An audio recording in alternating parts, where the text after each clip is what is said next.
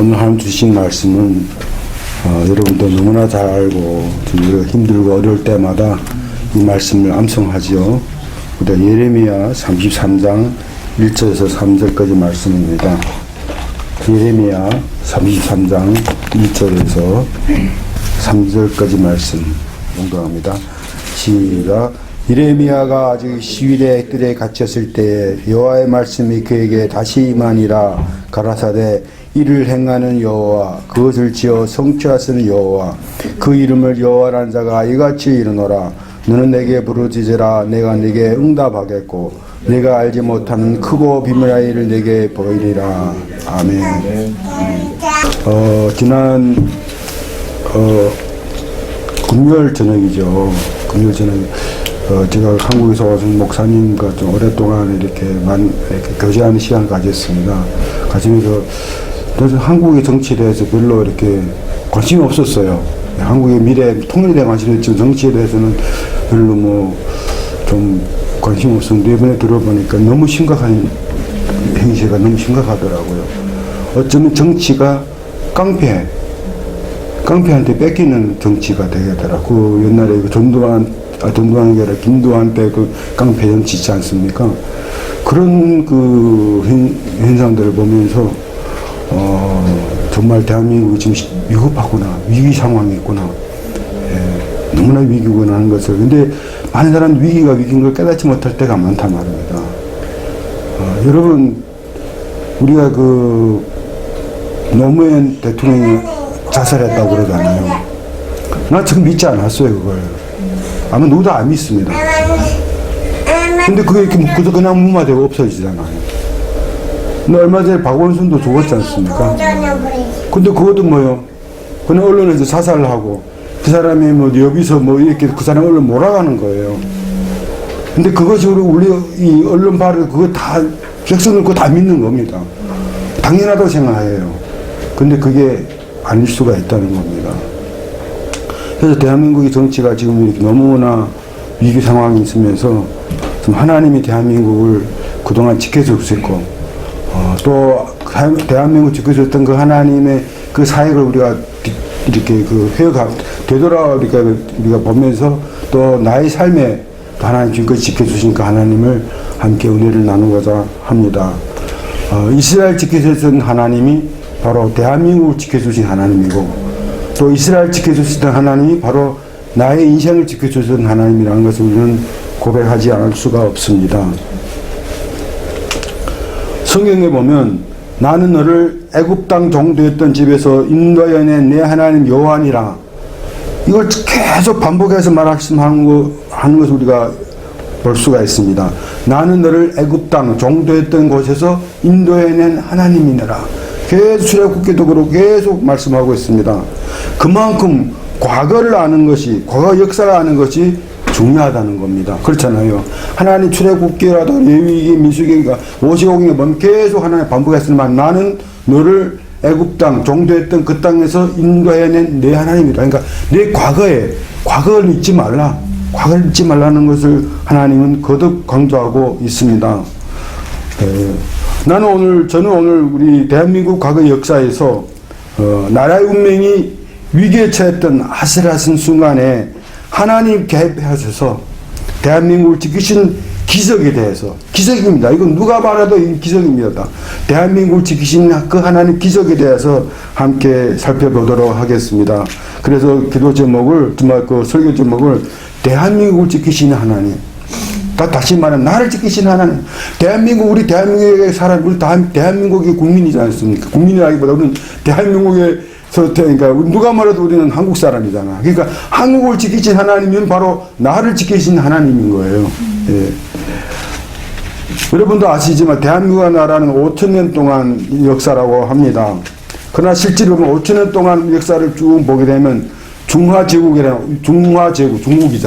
중화제국. 여러분 중국의 중제 무슨 뜻인지 압니까? 중국어란 중제. 세계 중심이라는 뜻입니다. 자기네가 이게 중화 사상이거든요. 자기네 세계 중심이다. 항상 이 사람은 자기 그런 프라이드를 갖고 있어요. 근데 역사 속에 그 프라이드가 있는 거야. 자기네 역사가 이렇다 하는 거예요. 그래서 대한민국이라는 나라도 5,000년 동안 중화 제국의 문화권에 영향력이 살아남아 영향을 받지 않을 수가 없었습니다. 그래서 그때 당시 당나라 때부터 그렇고 5천년 동안 중화 제국의 중화 문명의 영향권에서 그 주변에 있던 많은 나라들은 거대한 흡수력, 그러니까 큰 흡인력이 있는 것처럼 다 중국에 다 동화되고 말았어요. 중국에서 16개 나라, 다 지금 중국이 한 나라가 아니에요. 그래서 중화제국 영향권에 있던 나라들은 다 중국에 흡수돼서 중화민권에 들어갔는데, 유독 대학 조선, 지금 조선에서 살아남은 대한민국만이 아직 살아남아서 자기의 독립국으로 지금 존재하고 있다는 겁니다. 중국 주변에 있던 많은 작은 나라들과 부족들은 다 중화제국에 흡수되어 없어졌는데, 망할 듯 하면서도 지금까지 망하지 않는 나라가 대한민국입니다. 정말 어떻게 천들이 살아남은 것이 대한민국입니다. 사실 정말 우리가 그 역사를 보면 세종대왕을 제가 제일 가장 존경하거든요. 사실 세종대왕이 아니면 우리 민족은 민족으로 그러니까 한 나라로 살아남을 수가 없습니다. 왜냐하면 우리는 그 세종대왕이기 전에 우리는 다 중국글 썼잖아요. 한글 썼잖아요. 한자를 썼잖아요. 그러니까 이 세종대왕이 글자가 그 나라를 지키더라. 그 민족을 지켜준 거예요. 그러니까 세종대왕이 우리가 조선 사람으로, 한국 사람으로 남게 한 것이 세종대왕이 남게 한 겁니다. 그래서 정말 우리가 이렇게 위기 상황 속에서 하나님 사람을 통해서 이 나라, 우리가 알거나 모르거나 우리 민족을 지켜준 것을 우리는 그 역사를 통해서 알 수가 있습니다. 제가 지난번에도 한번 비슷한 똑같은 내용은 아니지만 대한민국의 역사에서 3가지 위기 사건에 대해서 말씀드렸어요. 3가지 위기 사건이 있었습니다. 나라 자체가 아주 멸망당할 아슬한 순간이었습니다. 그것은 1592년, 오래전 400년 전이죠. 1592년 임진왜란 다 아시잖아요. 예. 임진왜란 이론가 1905년에 을사조약으로 말미암아 36년 동안 우리가 일제 통치 받았지 않습니까? 그 두 번째, 그다음에 세 번째는 1950년 6.25 전쟁. 이 3가지 사건이 우리 민족을 위기 좀 살아남느냐, 없어지느냐, 이 위기 아슬한 순간이었다는 겁니다. 임진왜란 때 임진왜란을 승도에 이끈 우리 민족이 낳은 유명한 훌륭한 명제상 유소능이 쓴 징비록이라는 책이 있습니다. 지난번에 한번 말씀드렸잖아요. 징비록이라는 책에. 그 징비록이라는 책에는 이런 책에 반복하여서 계속 이런 문구가 지어져 있다고 합니다. 순간순간마다 징비록에 아슬아슬한 완전히 일본 노예가 될 수밖에 없었던 절박한 순간에 하나님 도우심이 우리를 위기를 넘겼습니다. 그때마다 유성룡 연기전께서는 하늘이 도우셨다. 근데 유성룡 그때는 기독교를 알았을까요? 몰랐습니다. 근데 그때 우리 조상들의 하늘이 결국 성경이 말하는 이스라엘 하나님이라는 거예요. 예. 그래서 하늘이 도우셨다는 말을 반복하고 말씀하고 있습니다. 일제시민지 36년도 또 마찬가지입니다. 나라를 빼앗기고 글을 빼앗기고 말을 빼앗기고 글과 말을 뺏겼다는 건 영혼을 뺏긴다는 건 똑같은 얘기입니다.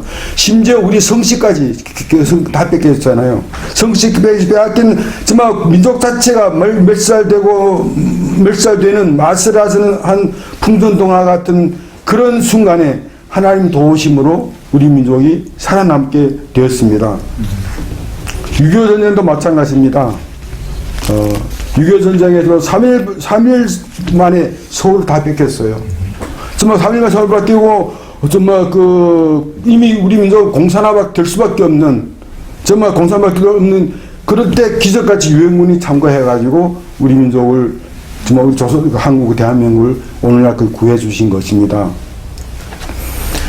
정말 유성룡의 연기전의 표현대로 우리가 말한다면, 전적으로 6.25 전쟁 때나 그다음에 일제시대 때나 전적으로 하나님 도우신 거예요. 누가 말해도 하나님 도우신 거예요. 그 중에서 저는 오늘 여러분과 6.25 전쟁 때 여러 가지 기적이 있습니다. 여러 가지 기적이 있어요. 6.25 전쟁 때. 근데 그 기적 중에서 4가지 기적에 대해서 함께 나누려고 합니다. 이는 정말 기적이라고 말할 수밖에 없어요. 기적이라고. 첫째 기적은 대한민국이 유엔 가입입니다. 여러분 아시죠? 대한민국 유엔 언제 가입하셨어요? 많은 사람들이 유엔 가입에 대해서 그냥 그도 하든 뭐 혹시나 가입했던 그 연도수는 알 수는 있어요. 근데 이것이 가입했던 그 사건이 기적이라고 그저는 생각하던 사람이 많지 않더란 말입니다. 1948년 8월 18일 대한민국이 설립됐습니다. 그리고 약 한 달 후 9월, 그러니까 48년도 8월 15일에 대한민국이 설립했다면 48년도 9월 9일. 그래서 조선민주주의인민공화국이 설립됐어요. 그래서 조선에는 국경절이 9월 9일입니다. 북한은. 예. 그래서 김일성 정부가 그때 설립된 겁니다. 지금도 그렇지만 지금도 똑같아요. 새로운 나라가 설립되면 유엔의 허가를 받아야 돼요. 유엔의 허가를 받아야만이 그것이 정식 정말 우리 세계에서 인정하는 정식 나라가 되는 겁니다. 유엔 대회에서 정식 독립국이라는 것을 승인을 받아야 합니다. 그래서 48년도 8월 10일 대한민국이 정식으로 선포된 정식 독립국인 것을 선포한 그해 가을이죠. 대한민국의 그러니까 이승만 정부가 연합국 그해 12월에 그러니까 48년도 8월 15일에 대한민국이 설립됐잖아요. 그러니까 12월에 유엔에서 파리에서 유엔 대회가 열렸습니다. 대한민국에서 그때 대표를 파송했습니다. 여러분 혹시 장민이라고 혹시 아세요? 장민. 그때 당시 부통령 됐죠. 장면. 네. 그래서 대한민국에서 장면 대표를 단장으로 사절단을 유엔에 파송했습니다. 그래서 유엔에 파송해서 대한민국이 대한민국의 정식적인 독립국임을 승인하도록 우리가 장면이 청원했습니다. 북한에서도 대표를 파송했습니다. 근데 북한에서는 대표를 파송하는데 웬일인지 북한 대표가 파리 공항에 내려왔는데 입국이 거절당해요. 민국에서. 이 사건 누구도 모르는 거예요. 왜 인민국에서 거절당한 건 모르는 거예요. 그래서 북한 대표는 왔다 인민국에서 거절당하고 돌아간 거예요. 예. 그래서 북한에서 대표를 보냈는데 정말 서류가 아마 마땅치 않았는지 무슨 원인인지 지금도 이거는 지금 모른다고 원인인지 모르고 있다고 합니다. 지금 역사를 보면 이것도 하나님 개입인 거예요. 하나님 개입하신 거예요. 그런데 유엔 총회에서 대한민국이 승인안이 올라올 때마다 그 유엔 총회 대한민국 승인안이 올라오잖아요. 올라올 때마다 쇼론 대표가 마이크 잡고 계속 늘어지고 반대를 하는 거예요. 그때 당시 유엔에 쇼론이 쇼론 위성국 쇼론 그래 지금 말하는 서도나 폴란드 사회주의권 나라들이 많잖아요. 이런 나라들이 그 대표들이 올라오면 다 반대하는 거예요. 쇼론 대표가 부시스킨이라는 사람이었는데요. 대한민국 나라는 이승만이 독재 정부요, 미국이 앞잡이고 어쩌고 저쩌고 계속 얘기하는 겁니다. 그리고 2시간씩이나 마이크 놓고 떠들어 놓지 않는 거예요. 그러니까 시간 연장하는 거예요. 시간 연장. 그 다음 타자는 소련 위상국이었던 폴란드가 나오고, 폴란드 대표 나오면 서독 대표가 나오고, 동독이죠, 그때. 동독 대표 나오고. 그러다 보니까 대한민국이 정식 독립국이라는 그 승인안이 올라올 때마다 계속 그게 투표, 안 되는 거예요. 리적당하는 거예요. 계속. 번번이 대한민국 승인안이 거부되었는데, 유엔 회의가 하루밖에 남지 않았어요. 그러니까 이 하루에 나밖에 남지 않는데, 이때만에 대한민국 승인안이 거부당하면, 대한민국은 정식 독립국으로 되지 않는 겁니다. 그러니까 독립국이 되지 않는다는 건 뭐예요? 그거는 뭐예요? 그러니까 그거는 불법 집단인 거예요. 유엔에서 말하는 불법 집단이 되는 거예요. 번번이 대한민국 승인안이 거부되었는데 유엔 회의가 하루밖에 남지 않았습니다. 10월 14일, 10월 15일 끝납니다. 그때 단장인 장면 박사가 정말 땀을 흘리면서 가슴이 타는 거예요. 그러면서 그날 저녁에 온 대표단을 다 데리고 그러니까 파리에 있는 한 교회당을 찾아간 거예요. 그 교회당을 찾아가가지고 무릎 꿇고 하나님, 그게 역사를 주관하시는 하나님, 대한민국을 승인토록 유엔 대표들 감동시켜 주십시오. 하나님, 일제시대를 우리를 해방시켜 주시고 지금까지 5,000년 동안 역사 속에서 우리나라를 살아남게 하신 하나님께서 우리 이민족을 불쌍히 여겨주셔서 우리 이민족을, 이 나라를 유엔의 승인을 받고 국가적인 정치적인 정말 이 지구상에서 정식적인 나라가 되게 해주십시오. 간절히 눈물 흘리면서 철야기도 하기 시작한 거예요. 그러니까 대표단이 전체가 다 우는 거예요. 장례 박사 우니까 막 울면서 여러분 정말 한 나라를 승리받기 위해서 자기 개인 문제도 아니에요. 한 나라가 살아남고 죽는 한 나라가 정말 유엔의 승리받기 위해서 울면서 기도한 거죠. 근데 아침이 됐습니다. 마지막 날 12월 1시쯤 이제 또 오후가 됐어요. 또 마지막 그 회의가 시작됐습니다. 대한민국 승인안이 또 선정됐어요. 예. 근데 역시 또 소련 대표 부스킹이 또 마이크 잡아요. 또 무조건 반대잖아요, 이 사람은. 그리고 마이크 잡고 또 오래 또 소련 사람들은 원래 또 이게 소련 가보니까 그렇더라고요. 그러니까 중국이 만만디가 큰 나라를 다 만만디더라고요. 미국도 얼마나 만만디예요. 이거 서류가 완전히 만만디. 중국도 만만디, 소련 사람들도 만만디. 그러니까 소련 대표 부스킹 잡고 또 반대하려고 마이크 잡고 섰어요. 그래서 조금 얘기하는데, 근데 그 다음 타자 폴란드 서도 송동이 다른 사람들은 이 소련 대표가 오래 말할 걸 알고 자기네 밖에 나가서 무슨 일인지 밖에 나가 커피 마시고 있는 거예요, 지금. 근데 소련 대표가 마이크 뚝 잡고 10분 만에 갑자기 배가 끊어지게 아픈 거예요. 갑자기 배가 막. 그래서 10분 만에 지나면 목이 꽁에 말이 못 나오는 말이. 배가 막 목이 꽁이면 말이 못 나오는 거예요. 그러니까 난 바빠서 그 대회장이가 앰뷸런스 부른 거입니다. 그래서 앰뷸런스 와가지고 소련 대표를 부시킨 치료가 한 거죠. 근데 동독 서독의 그 다음 타자들은 그것도 모르고 밖에서 지금 자기네 커피 마시고 있는 거예요. 예. 소련 대표가 2시간 떠들 줄 알고 밖에서는 커피를 마시며 놀고 있었습니다. 근데 뭐 어떻게 된지도 모르고 놀고 있는데 부스스키는 병원에 실려가고 사회자가 물었습니다. 시간이 다 됐어요. 다음 발언자가 없습니까? 이게 반대파들은 밖에 나갔단 말이에요.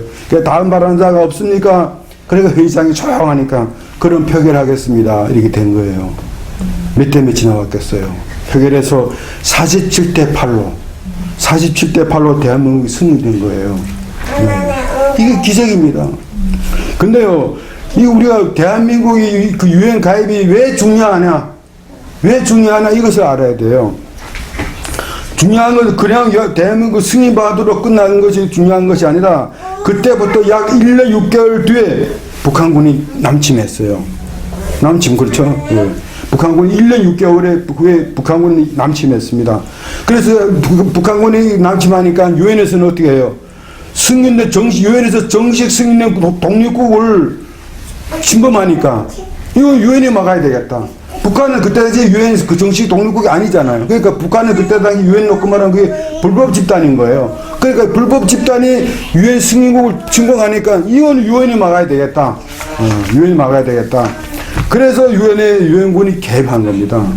그러니까 결국 미군도 그때 당시 유엔에서 그때 승인하지 않았다면 미군이 개입 못합니다. 예, 미군도 유엔군의 이름으로 개입한 거죠. 그때 군대를 파송한 나라가 16개 나라이고 물자를 보낸 나라가 47개의 나라입니다. 그래서 유엔군과 우리 한국 국군이 공산군을 막을 수가 있었습니다. 예. 아무리 생각해도 그날 유엔 총회에서 소련 대표 부시스키가 왜 갑자기 목이 고장났는지 이건 누구도 이게 모르는 일입니다. 그러나 그거는 하나님 도우심 저는 믿습니다. 그때 장면 대표를 비롯한 대한민국 대표들이 그때 그 전날에 천리의 기도로 간절히 눈물 흘리며 기도했던 그 기도를 하나님 들으시고 그 하나님을 소련 대표의 부시스키의 목을 막은 거예요. 목을 막게 했어요. 그래서 정말 그 하나님 개입함으로 말미암아 대한민국이 유엔에 가입됐고 결국은 유엔군이 파송하게 된 겁니다. 누가 말해도 우리가 징비록에서 썼던 유해숙령이 말씀대로 하늘이 도우신 거예요. 하늘이 도우신 거예요. 두 번째 기적이 있습니다. 두 번째 기적은 유엔군이 파송을 하려면 유엔 안전보장국 이사회에서 통과돼야 돼요. 통과돼야 됩니다. 근데 이사국 회가 그다음 그 상임이사국 5개 나라가 있다고 합니다. 그때는 상임이사국 나라 5개 나라에서 한 나라만 반대해도 통과 안 됩니다. 그때 그 상임이사국 이사국 5개 나라가 되면 미국, 영국, 프랑스, 소련, 중국입니다.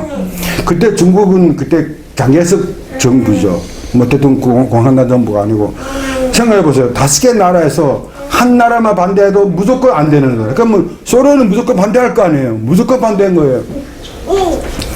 소련 대표가 반드시 당연히 반대할 줄 알면서 유엔은 유엔 절차니까 그렇잖아요. 회의를 해야 돼요. 반대할 줄 알면서 유엔 절차니까 상임이사국 회의를 열었습니다. 근데요 또 이상한 일이 벌어졌습니다. 상임이사국에 다 해서 시간이 다 되어 있는데 소련 대표가 나타나지 않는 거예요. 시간 다 됐는데. 예. 그래가지고 뭐예요? 한 나라가 불참, 한 나라가 불참하고 기권이 된 거죠. 나머지 네 나라가 만장일치로 통과돼가지고 유엔군이 파송된 겁니다. 소련 대표가 그날 왜 빠졌는지 여러 가지 설이 있다고 합니다. 소련 대표가 그날에 갑자기 설사를 만나서 못 왔다. 소련 대표의 비행기가 연착됐다. 등 여러 가지 소리가 다 있어요. 근데 결국 뭐예요? 소련 대표의 그 발을 막은, 길을 막은 분은 누구세요? 하나님이시요. 소련 대표 길을 아마 소련에서는 무조건 100% 반대하려고 왔을 거예요. 본인들은 그 사람들이 파송해 안 보낼 사람들 안 보낼 나라가 아니지 않습니까? 근데 결국은 소련 대표가 그 장소에 모았기 때문에 한 불참됐기 때문에 기권으로 되고 결국은 유엔군이 파송되겠습니다. 정말 소련 대표가 왜 그 장소에 나타나지 않았는가? 그 이유는 지금까지 분명하지 않지만 하나님이 대한민국 도우신 것을 저는 믿습니다. 하나님이 소련 대표의 발을 붙들어 두신 것이죠. 이처럼 대한민국은 보통 역사가 있는 나라가 아닙니다. 예, 보통 역사가 있는 나라입니다. 대한민국 첫 국회 1948년도 5월 30일 첫 국회가 열렸는데요. 대한민국 헌법을 통과하는 재헌회 이후였다 합니다. 헌법을 통과한 재헌회. 그때 첫 순서가 의장을 뽑는데 첫 순서 의장에 누가 뽑혔냐면 이승만 장로. 예. 제가 지난번에 하와이 갔을 때 하와이에 이승만 장로가 마지막에 소천했을 때 마지막 살던 집이 있다고 그러더라고요. 못 가봤습니다. 그 첫 이승만 장로가 첫 의장이 뽑혔어요. 그래서 이승만 장로가 단상에 올라와 가지고 첫 마디가 하는 것이 굉장히 중요합니다. 우리 국회 그 기록이 다 있다고 그럽니다. 이승만 장로가 의장이 뽑혀가 첫 마디가 뭐냐면 그게요. 동지 여러분, 신생 독립국 대한민국 허락하신 여호와 하나님께 먼저 감사 기도를 드립시다. 이게 대한민국의 의회 첫 발언이래요. 여러분 어느 나라 의회 국회에서 어느 나라 독립국 구련내에서 이런 하나님께 감사드리겠다는 기도하는 이런 나라가 있습니까? 예. 그 우리 젊은이들은 다 모르잖아요. 모르잖아요. 대한민국이 이런 나라인 거. 이런 나라는 모르잖아요. 동지 여러분, 신생 독립국 대한민국을 허락하신 여호와 하나님께 먼저 감사 기도를 올리게 드리겠습니다. 그렇게 기도한 거예요. 그리고 국회에서 그러고 말한 그때 당시 200명이 모두 국회의원이 200명인데 2명은 그 제주도 4.3 사건에 의해서 모으고 198명이 전원에 일어서 198명의 그 국회의원들 전체가 다 일어선 겁니다. 그때 국회의원 중에 이윤영이라는 목사가 있었다고 합니다. 이분이 독립운동가였고 혹시 이범석 장군 혹시 아시죠? 이범석 장군의 싸위였답니다. 그래서 저도 이범석 장군이 조금 알아요. 왜냐하면 이분이 만주에서 청산리 전투에도 참석했고 봉오도 전투는 안 해. 청산리 전투도 만들고 상해 거기다가 중경까지 가가지고 나중에는 그 김구 선생 따라하다가 결국은 조선 그때 김구 선생 같이 돌아올 때 같이 돌아왔던 분입니다. 그래서 이범석 장군이 사위였는데 이분이 이윤영이라는 분이 그때 당시 목사였어요. 목사 이분이 이승만 장로가 그랬답니다. 이윤영 동지께서 단상에 올라와 감사기도를 드리겠습니다. 목사니까 감사기도 올려드리겠습니다. 그래서 이윤영 목사님들이 그때 그 감사기도 전문이 국회회의 기록에 국회회의기록의 첫 장이 이윤영 목사님이 기도를 해요. 와, 저는 그때 지난번에 하와이 갔을 때 국회를 지금도 국회회의를 기록하는 선생님, 그분을 만났거든요. 그분이 이거 알더라고. 그러니까 그분은 국회 기록을 다 보잖아요. 그러니까 대한민국의 국회 첫 페이지는 기도. 누가 뭐래도 대한민국이 이건 정말 너는 그때 그 말을 듣고 너무나도 가슴 뿌듯하고 누가 뭐래도 아무리 정말 그 대한민국 지금 힘들고 어렵고 위기 가운데 있더라 하더라도 하나님이 지켜주시겠구나. 그럼 대한민국을 지켜준 하나님은 대한민국의 한 사람인 우리 한 개개인을 지켜주시지 않겠습니까? 반드시 지켜주신다고 저는 믿습니다. 정말 그 기도문은 정말 절절한 내용이 정말 아주 읽으면 정말 눈물나 절절한 기도문입니다. 사실 제가 이 기도문을 찾아 원래 좀 나눠주려고 했는데 시간이 안 돼가지고 제가 만화 못 얻었습니다. 정말 이처럼 대한민국은 기도부터 시작된 나라입니다. 기도부터 시작된 나라입니다. 예. 여러분 대한민국 국가를 보십시오. 하나님 보호하사가 있지 않습니까? 아니 어느 나라의 국가에 미국 국가에도 그렇지 어느 나라의 국가에 하나님 보호하사가 있습니까? 국회 첫 회의로 첫 페이지도 기도고 국가에서도 하나님 보호하사라는 문구가 있습니다. 이 지구상에서 유일하게 하나님의 이름을 있는 하나님이 국가 중에서 유일하게 하나님의 이름 있는 나라는 국가는 대한민국의 국가입니다. 지금 잠시 분단되고 또 북한이 핵으로 도발하지만 또 지금 정말 북한의 대한민국의 정치는 지금 위기 가운데 있고 정말 앞을 내다볼 수 없지만은 하나님이 반드시 지켜줄 것을 믿습니다. 왜냐하면 아직도 하나님 대한민국에는 기도하는 사람들이 있기 때문에 기도하는 사람들이 기도하는 에스더와 같은 기도하는 무리들이 그 권사님들이 제가 2년 전에 갔을 때 그 에스더 기도 운동 한번 가서 간증했거든요. 그때 다른 사람, 많은 사람들은 태극기 부대라고 해야지. 저는 그래요. 저는 그 태극기 부대를 긍정적으로 저는 생각합니다. 그런 사람들이, 그런 어머니들이, 그런 정말 어머니, 기도하는 어머니들이 있기 때문에 대한민국 하나님 지켜준다고 저는 믿습니다. 세 번째 기적이 있습니다. 세 번째 기적이 바로 6.25 전쟁 때 그 기적입니다. 6.25 전쟁은 1950년 6월 25일 새벽 4시에 대한민국 한국 국군은 거의 잠자고 있을 때 새벽 4시에 불씨를 밀고 온 겁니다. 저는 6.25 전쟁을 할 때마다 자꾸만 이렇게 생각나요. 여러분들은 6.25 전쟁은 여러분의 아마 부모들부터, 여러분들 선생님부터, 역사부터 그 역사만 배웠잖아요. 우리는 6.25 공산군이 우리 큰아버지 두고 다 공산군이 돼서 밀고 갔거든요. 그러니까 그까지 쫙 밀고 갔다가 그 이야기만 듣는 거예요. 어릴 때 뭡니까, 명절 되면, 설이라든 명절 되면 어른들 다 모이잖아요. 그럼 남자들 할 일이 뭐예요?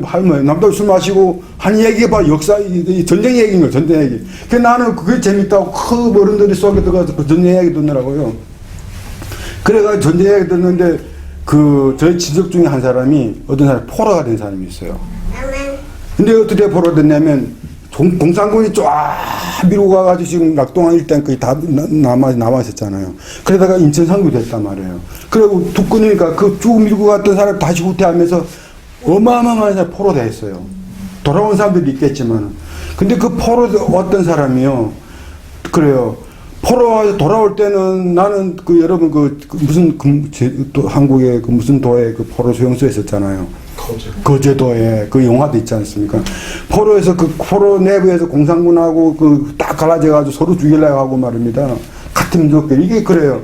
그래서 이 사람 완전히 그때 100% 빨갱이 돼가지고 거기서 막 죽고 살고 싸워가지고 나 포로 교환할 때 나왔단 말이에요. 그러니까 자기 고향, 자기 공산 지역에 왔는데 와서는 어떻게 됐어요?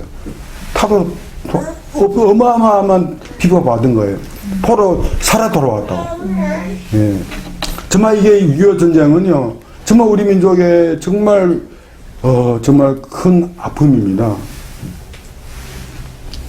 근데 무슨 기적이 일어났냐면요, 3일 만에 서울이 다 함락당하고 다 이게 끝날 때, 근데 무슨 영문인지 북한군은 서울 점령하고 3일 머물렀어요.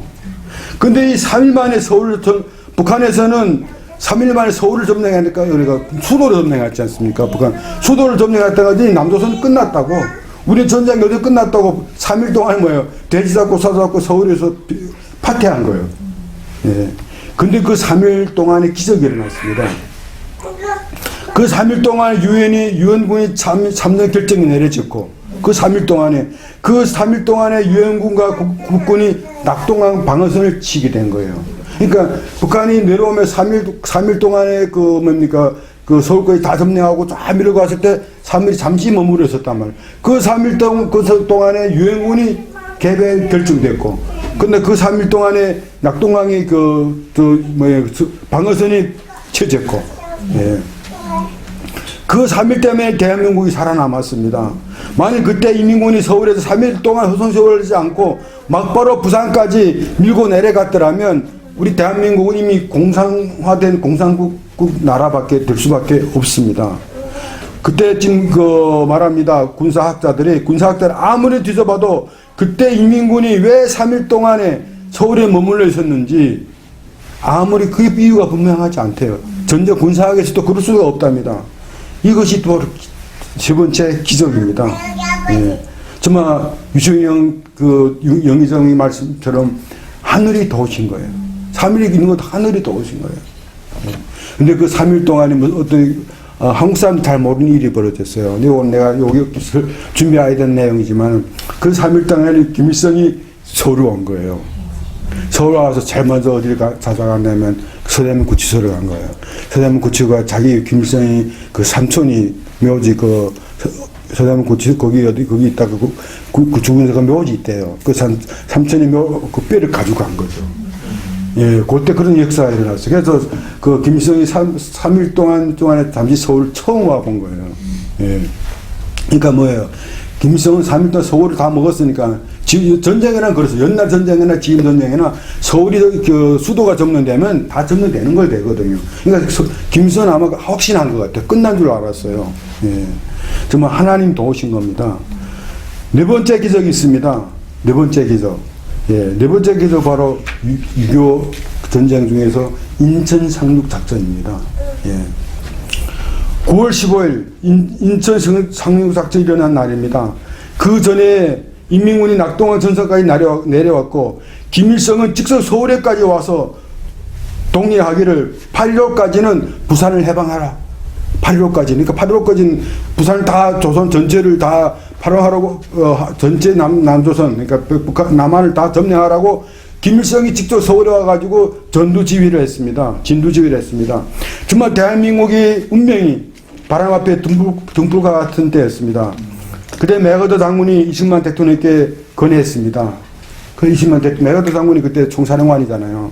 그래서 이승만 대통령이 대통령 각하 안 되겠습니다. 우리 정부를 제주도나 아니면 일본 오사카로 옮기죠. 우리 다 지금 북한군이 막 돌아오니까 안 돼. 그러니까 이승만 대통령 장로께서 뭐라 하는지 아십니까? 안 됩니다. 내가 진해 바다에 빠져 죽을지언정, 나는 우리는 절대 물러나지 않겠습니다. 네. 그래서 그때 진해에서 임시 그러니까 정부가 그러니까 대통령이셨거든요. 그때 진해에서 인민군 포로를 들으면서 그때 인민군이 포소리를 들으면서 주일날이니까 주일날 때 예배를 봤답니다. 그 예배를 보는데요. 그 예배 장면이 정말 눈물 나죠. 그 인민군 소리, 그 포소를 들으며 예배를 보는데요. 제 예배 때 저는 이분에 대해서 이 설교 준비하면서 조금 리서치 해봤어요. 나훈영 교수가 있더라고요. 한국의 유명한 음악가 나훈영 교수가 직접 그때 성가대를 지휘하게 됐답니다. 그래서 예배 전날 나훈영 교수는 밤새 고민하기를 이 나라 운명이 바람 앞에 등불 같은 이때 무슨 찬양을 드려야 하나님께 올려드릴까? 무슨 찬양을 드려야 하나님 기뻐하실까? 나라 운명이 정말 풍선등화 같은 이때, 여러분 우리가 인생의 개개인 삶도 볼 때도 우리가 힘들고 어려울 때 정말 무슨 찬양을 부르면 하나님 들으실까? 그렇잖아요. 그럴 때 있었잖아요. 우리가 무슨 찬양을 드리면 하나님 들으실까? 그렇게 막 고민하다가 시편 23편 여호와는 나의 목자시니 그런 이 작곡을 하게 됐답니다. 그리고 그 다음날 예배 때 찬양대가 찬양하기 직전 나훈영 교수가 직접 지휘를 맡았습니다. 그리고 찬양하기 직전에 이 성도들을 돌아서서 설명했다고 합니다. 대통령 각하 여러분, 성도 여러분, 어제 저녁에 이 뜻깊은 예배 무슨 찬양을 부를까 기도하다가 제가 직접 작곡을 했습니다. 그러면서 한 것이 여호와께서 이 나라의 목자가 되시고 푸른 불과 맑은 시냇물로 이 나라를 인도해 주시기를 기도하면서 잔절히 작곡했습니다. 이렇게 설명을 하고 성가다를 지휘했는데요. 나유영 이 지휘자가 막 울면서 지휘하고요. 온 성가대가 다 폭소리 듣자로 지금 울면서 사용하고 온 이 회중들이 다 울고 대통령부터 부하부터 장군부터 다 우는 바다가 되는 거예요. 울다가 보다 보니까 예배 찬양도 제대로 못 드렸다고 합니다. 이 찬양을 좀 한번 들어봤으면 좋겠습니다.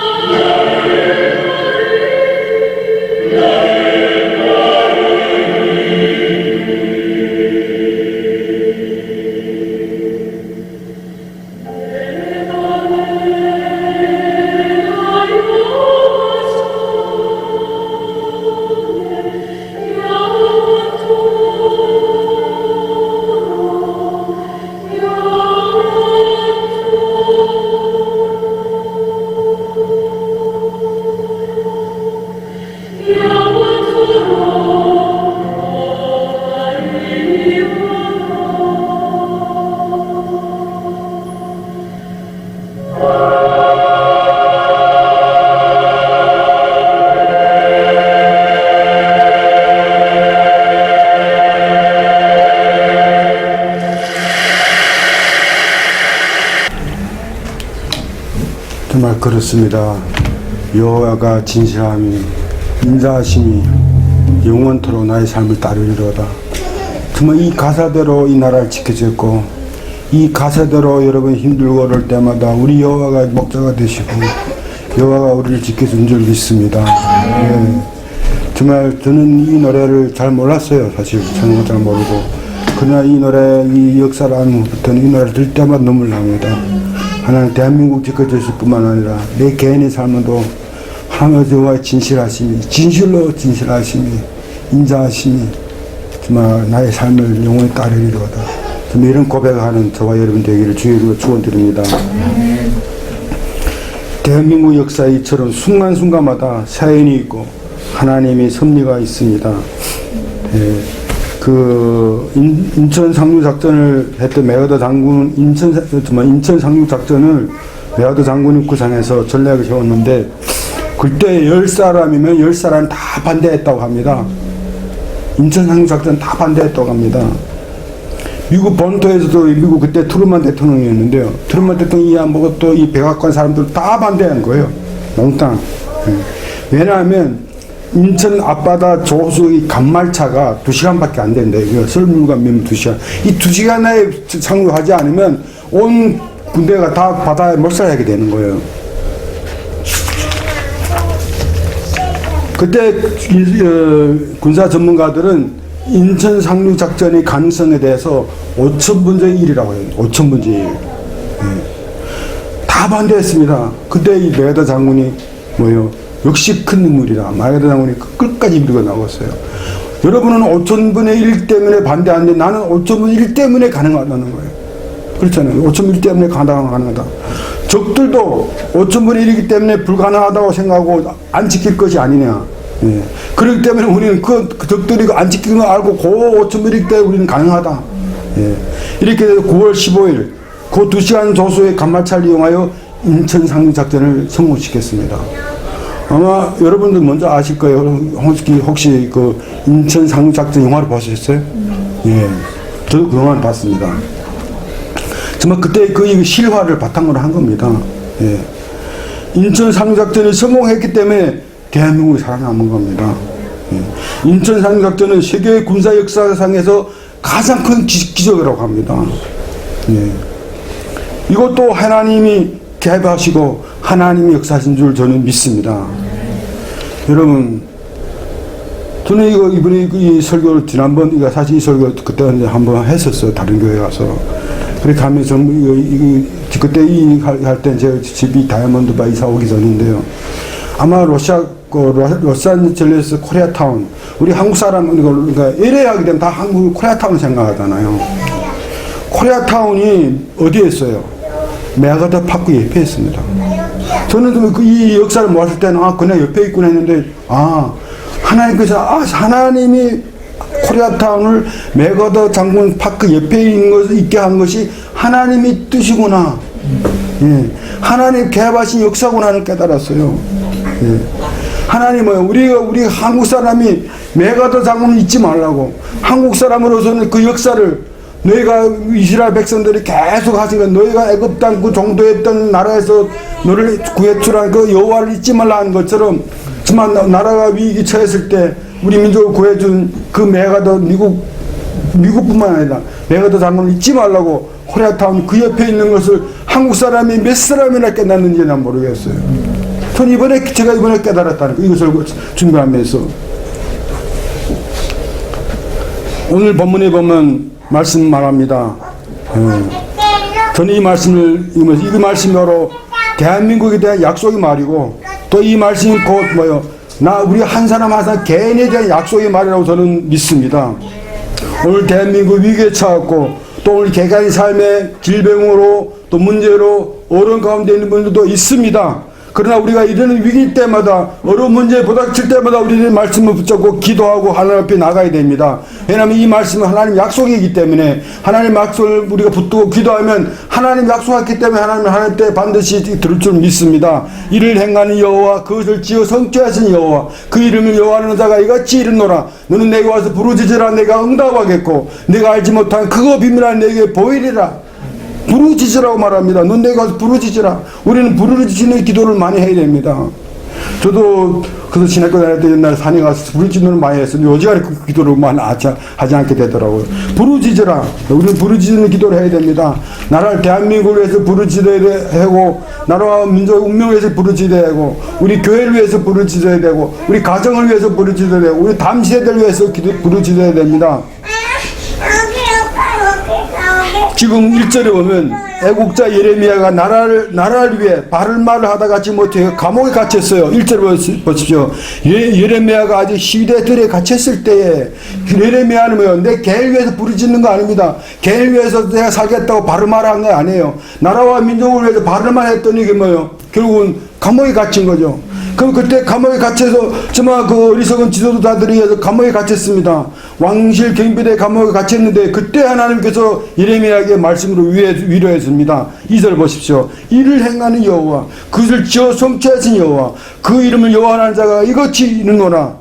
우리가 믿는 하나님은 역사 속에서 사건 속에서 일을 만드시고 행하시고 성취하신 하나님입니다.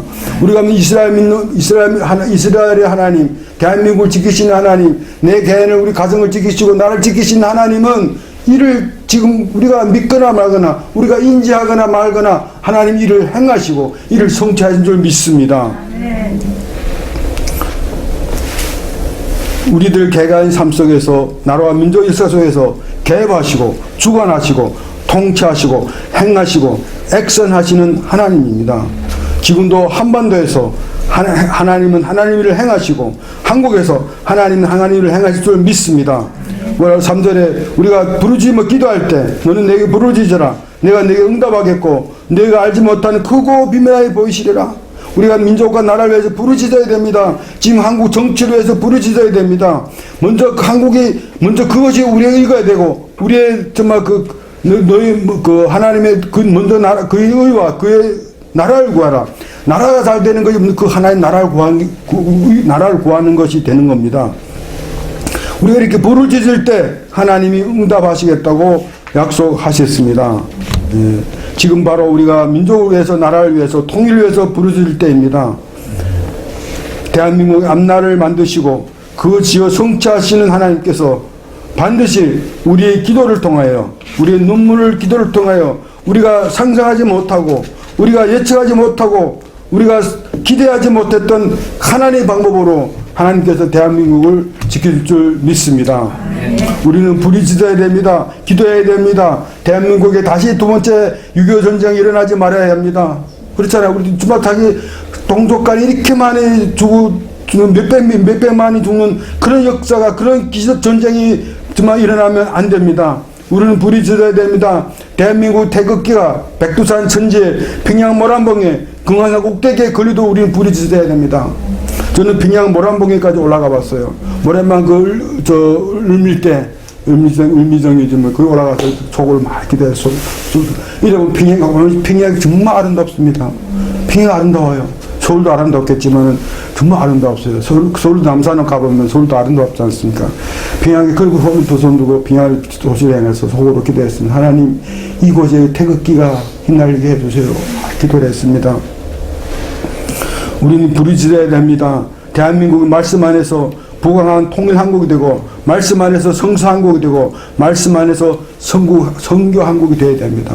우리의 통일도 통일 위한 통일이 아니라 바로 하나님 나라를 확장 통일 위해서 우리는 통일해야 합니다. 이 일을 위해서 기도할 때 정말 하나님께서 하나님 방법으로 우리가 기대하지 못했던 방법으로 우리 민족에게 또 내 개인의 우리 개인의 기도까지도 하나님 들을 줄 믿습니다. 기도하겠습니다.